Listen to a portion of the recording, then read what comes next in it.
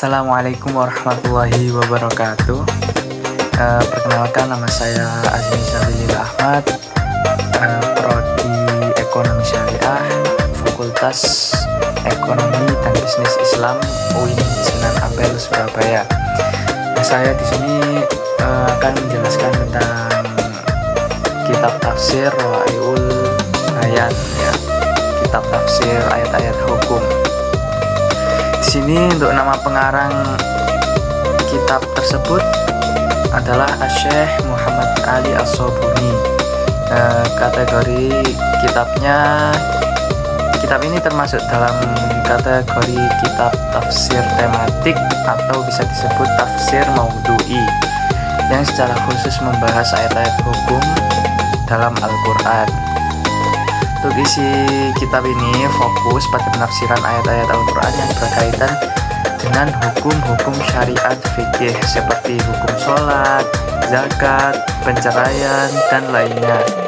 Metode madhab fikih seperti Syafi'i, Hanafi, Maliki, dan Hambali. Kemudian melakukan perbandingan dan memilih pendapat yang dianggap paling kuat dengan argumentasi yang jelas.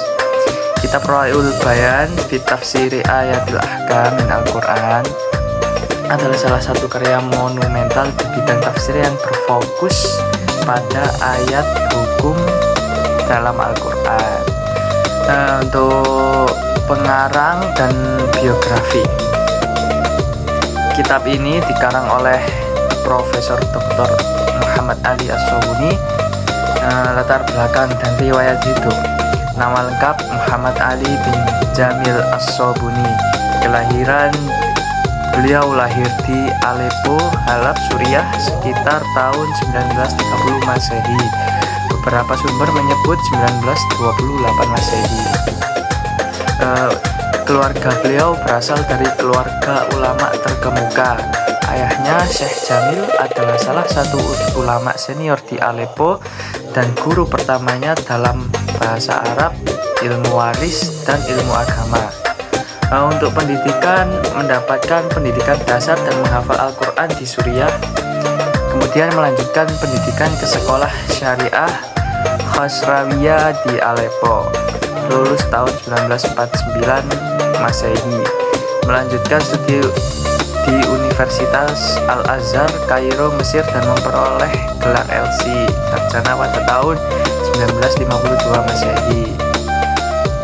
Meraih gelar magister pada tahun 1954 Masehi di universitas yang sama dengan spesialis di bidang hukum Islam.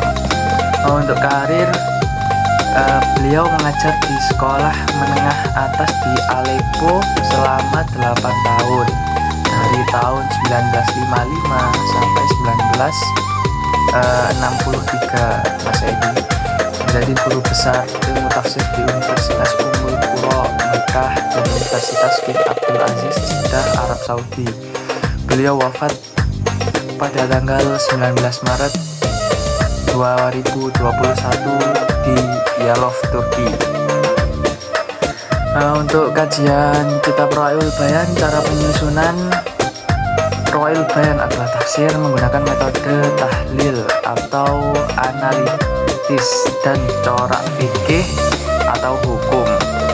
Artinya kitab ini mengkhususkan diri untuk menafsirkan ayat-ayat Al-Quran yang secara eksplisit atau implisit mengandung hukum-hukum syariat.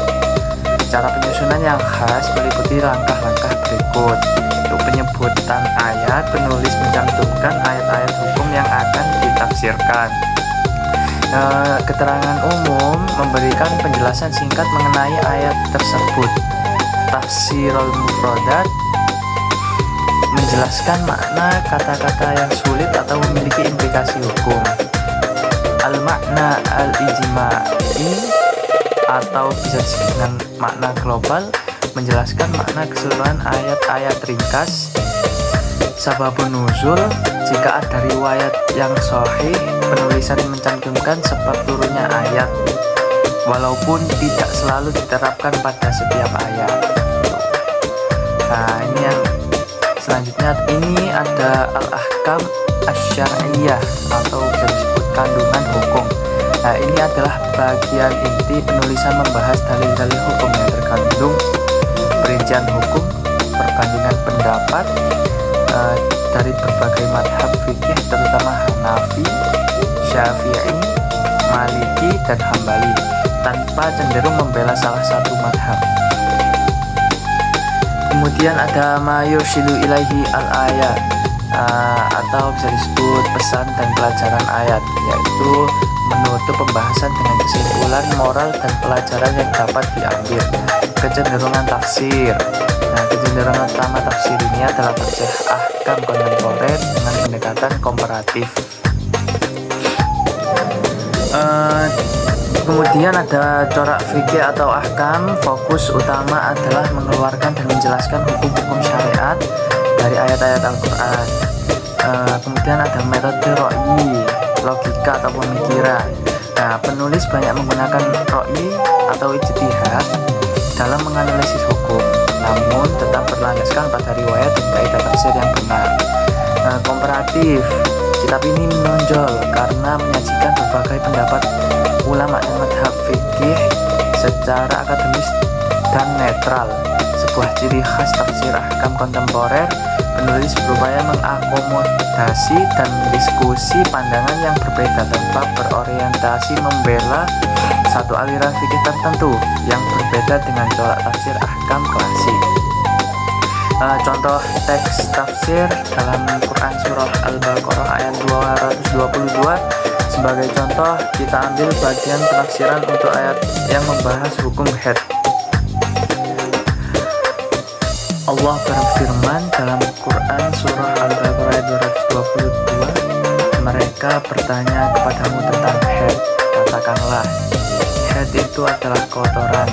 Oleh sebab itu, hendaklah kamu menjauhkan diri dari wanita di waktu haid, dan janganlah kamu mendekati mereka sebelum mereka suci. Apabila mereka telah suci, maka campurilah mereka itu di tempat yang diperintahkan Allah kepadamu. Sesungguhnya Allah menyukai orang-orang yang taubat dan menyukai orang-orang yang mencucikan diri. Contoh pembahasan hukum. Dalam menafsirkan ayat ini, Asy'abuni akan merinci hukum-hukum yang terkandung, di antaranya 1. Haramnya bersetubuh atau jima saat haid. Dalil firman Allah itu, hendaklah kamu menjauhkan diri dari wanita di waktu haid. Untuk penjelasannya, semua ulama sepakat bahwa haram bagi suami untuk menggauli istrinya di bagian faraj atau kemaluan selama masa haid.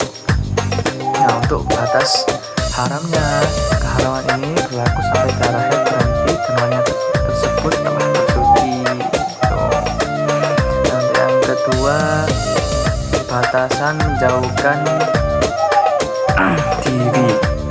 Perbedaan pendapat apakah yang diharamkan hanya pada area farji saja atau haram pula pada anggota tubuh lainnya. Nah, jumhur atau bisa disebut mayoritas ulama menafsirkan menjauhkan diri hanya sebagai larangan jima di area kemaluan, diperbolehkan untuk berinteraksi, berpegangan tangan, makan bersama, atau bahkan bersumbu di bagian tubuh selain antara pusar dan lutut, asalkan tidak sampai jima di farji. Pendapat ini didukung oleh hadis yang menjelaskan bahwa Rasulullah menginginkan istimta selain pada tempat keluarnya darah.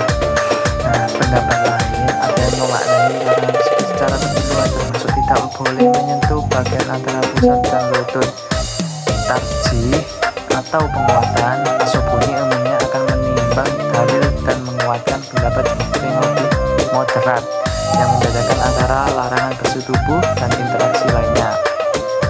Untuk kesimpulan, dengan pendekatan ini, Asy'abuni tidak hanya menerjemahkan, tetapi juga menganalisis dalil, menyajikan khilaf, dan menjelaskan implikasi hukum